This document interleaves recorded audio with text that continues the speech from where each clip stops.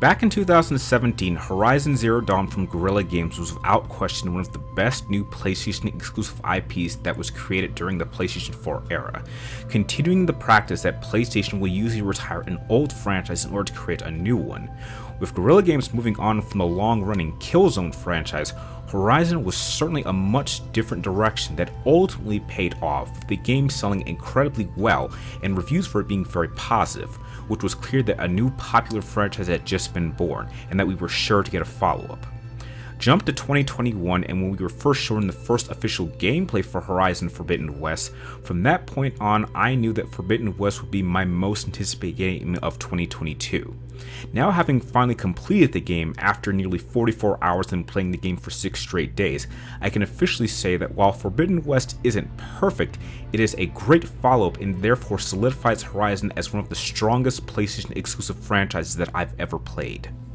Now, the main story for Horizon Forbidden West takes place about 6 months after the events of the first game, and after Aloy was successful in defeating the AI program Hades and saved the city of Meridian, the terraforming process that was designed to repair the Earth has started to go bad without the AI program Gaia to guide it. In an attempt to prevent the land from becoming even more corrupted, Aloy has been traveling all across the land in the hopes of finding a copy of the Gaia program to restore the planet's restoration system.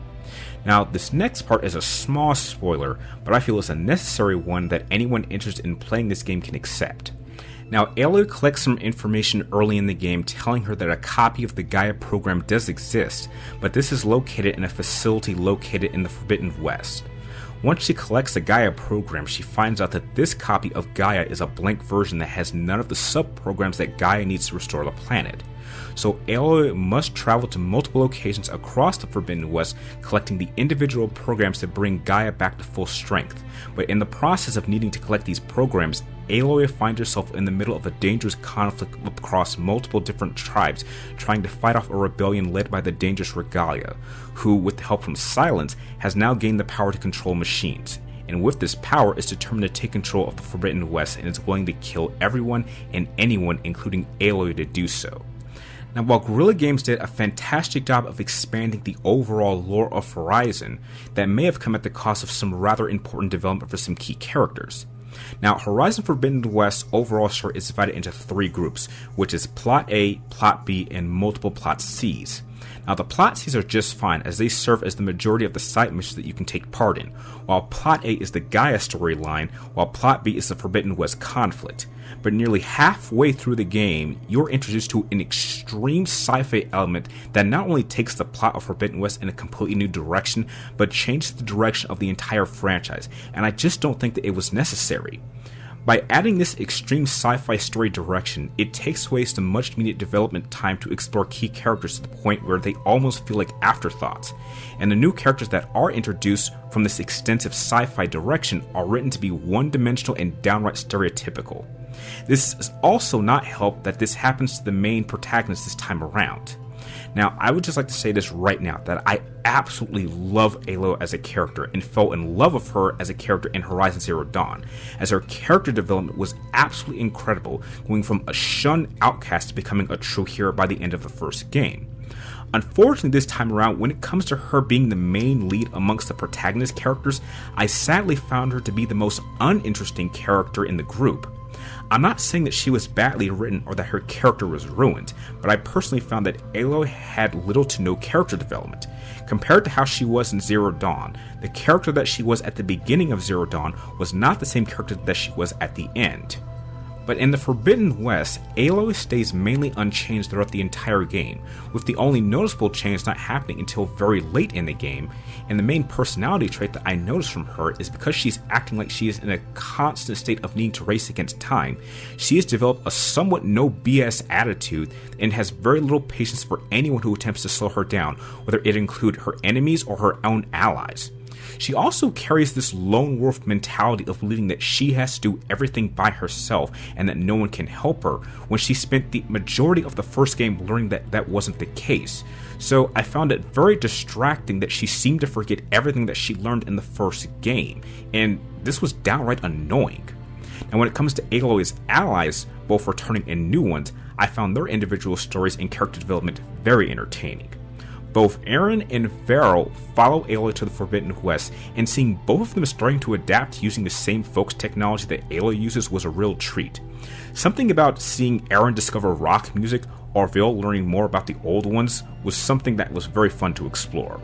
When it comes to some of Aloy's new allies, one new character in particular who goes by the name of Zoe really helps you understand how life for the tribes in the Forbidden West is unique compared to some of the tribes you encountered in the first game.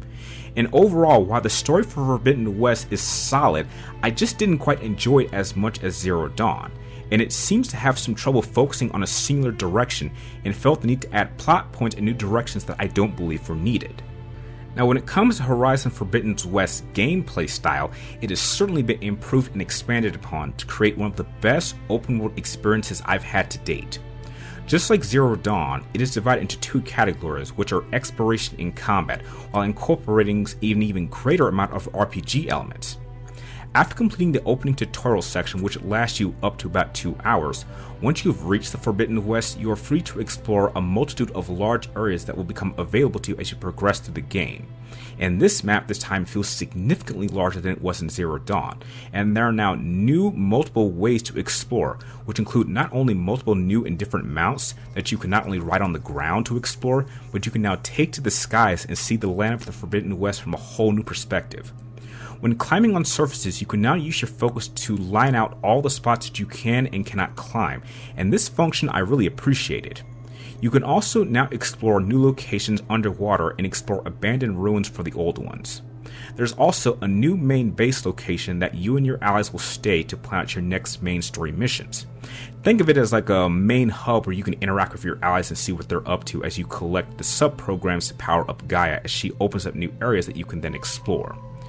You will also be granted new equipment that will allow you to access closed off areas, but there's also a number of puzzles located in specific ruins that you can actually figure out in order to recover special treasures.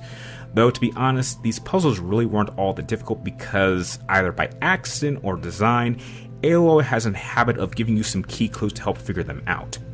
As you explore the land and take part in either main or side quest missions, you will eventually run into not only human enemies of Regalia's rebellion, but machines, and with the much more improved combat system, it provides in some cases some much greatly improved challenging experiences. When it comes to human enemies, just like in Zero Dawn, you can choose to either take them out with stealth or go head to head with them. Melee attacks now come with a series of special combo attacks that you can use to take out your enemies. But when it comes to taking on the machines, this time the game heavily encourages you to plan out your engagements carefully. You must use your focus to scan out your enemies and learn not only what elements they are weak to, but what components on their bodies you should be targeting.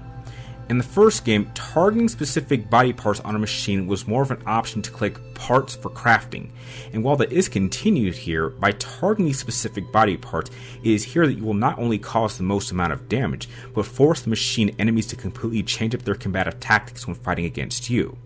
I'm sure this element was present in Zero Dawn, but I just never noticed it as much as I did in the Forbidden West. Your arsenal of weapons has not only been expanded upon with the addition of new types of powerful weapons, but this time you can carry up to 6 different weapons at a time, with each of your weapons can be upgraded and modified with the use of specific machine components or equipable coils.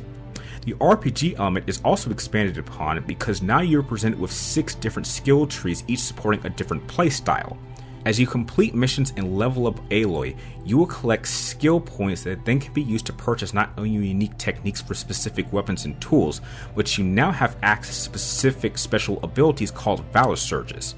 As you deal damage to enemies, your purple Valor meter will build up, and once you've built it up enough, you can then activate one of these special abilities that range from creating a shield around Aloy to allow her to take more damage, or grant Aloy a cloaking shield that will make her difficult to see from enemies even in the open. There are also a couple of new activities that you can take part in. There's a new arena that will require you to defeat a certain number of machines within a specific amount of time, and should you succeed, you will collect special medals that you can then use to purchase some of the strongest armors and weapons in the game.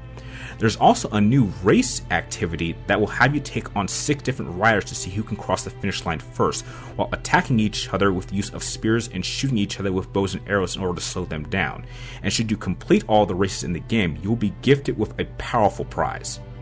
There is just so much improvement gameplay-wise that was presented here. However, there is one gaming mechanic that I believe was annoyingly changed, and that is how the overriding of machines is much more complicated this time around.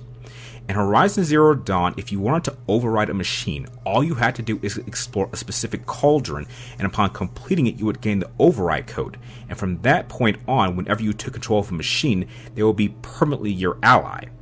This time, however, in order to override a machine, you must first complete the cauldron to gain access to the codes. Then you have to return back to your base and find what specific parts of a specific machine you have to recover. Then you have to find the location that that specific machine is located. Then you need to shoot off those components. And then once you've collected those parts, you then need to return back to your base and then construct the completed code. And then you can override the machines. And even if you do this, unless you're using this code on a mount, the override code will only last for a limited amount of time before you lose control of that machine. Now, it's true that you can slightly extend the amount of time that you take control of a machine by purchasing a perk in the skill tree, but unless you're looking for a specific mount that you can call at any time, the practice of controlling a machine in Horizon Forbidden West is pointless, and I found this disappointing. When it comes to game design, Horizon Forbidden West is absolutely gorgeous to look at. I would even go so far as to say that it is the best looking game to come out on the PlayStation 5 to date. There are two different types of modes that you can choose from, which are Performance Mode, which allows you to have a much more fluid looking combat when fighting specific machines, and it runs at a steady 60 frames per second, while the Resolution Mode shows a much higher resolution in terms of textures in areas that you explore. There's just so much attention to detail to all the environments that you explore that it is very difficult that you will find a moment that you will not be impressed by the amount of work that was put into Forbidden West. The soundtrack is also wonderful to listen to and always knows the right time to change depending on the situation that you find yourself in. Now, I've seen a lot of people online experiencing some noticeable bugs, and while I too experienced some minor ones, it was never to the point that it broke the game or something that stood out that really took me out of the game and I found distracting. I'm sure that some of the future patches will come that will fix some of these early issues, but in the current state that Horizon Forbidden West is in, it is without question one of the best running games on the PlayStation 5, and is certainly, in my book, a contender for Game of the Year.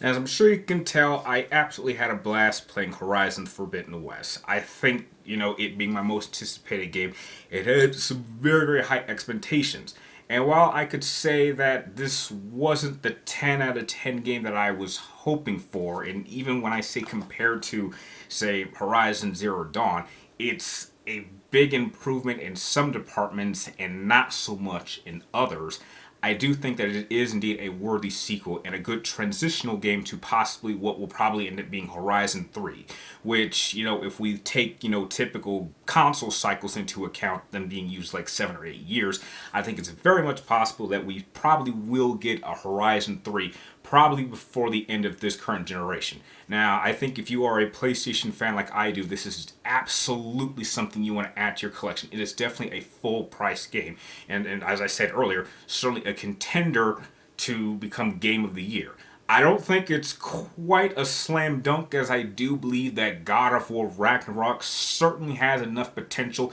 and hype to probably knock this out of contention, but heck, that doesn't stop this from still being an amazing game that I would be glad to add, or I should say, have already added to my long lineup of great PlayStation exclusive franchises. And if I had to give Horizon Forbidden West a rating,